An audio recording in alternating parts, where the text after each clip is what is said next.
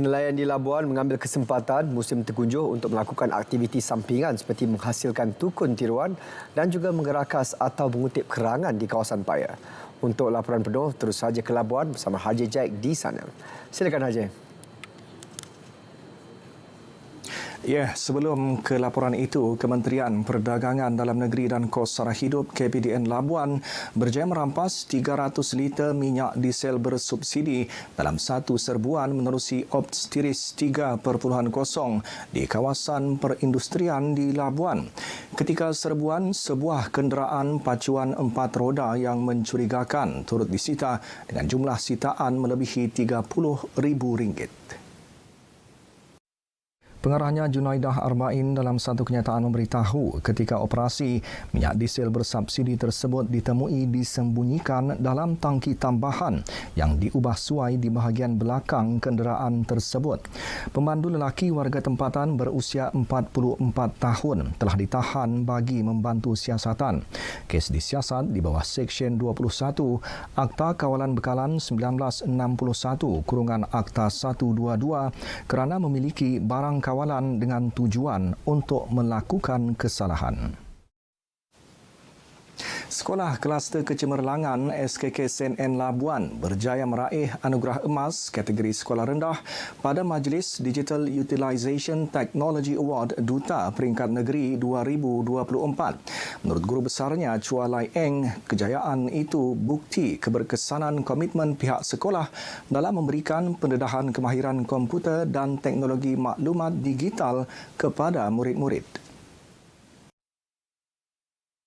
Untuk SKSNN ini serba-serbi kekurangan, namun kekurangan fasiliti dalam pendigitalan itu tidak membuatkan anak-anak murid SKSNN ketinggalan dalam kemahiran ICT. Malah kami berjaya menunjukkan sekolah yang serba kekurangan tetapi kami berjaya meraihkan anugerah emas dalam duta pendigitalan, iaitu anugerah emas dalam sekolah rendah.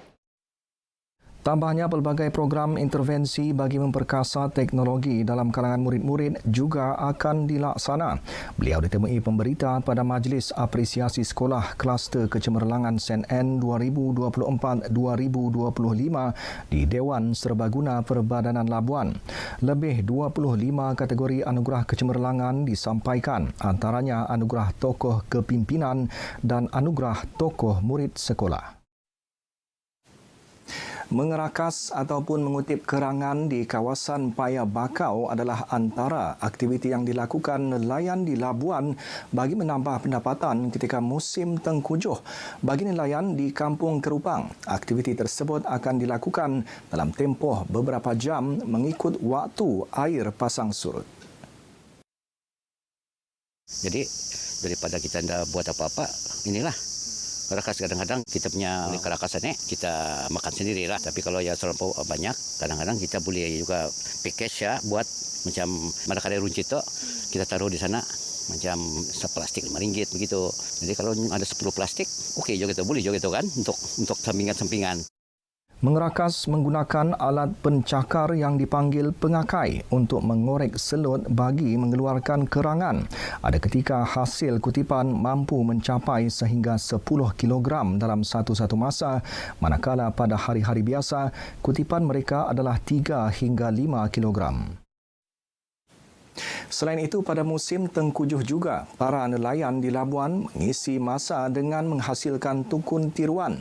Di Kampung Nagalang misalnya, tayar motosikal terpakai akan diolah menjadi tukun tiruan bagi meningkatkan produktiviti biologi dan sumber perikanan di kawasan pesisiran pantai.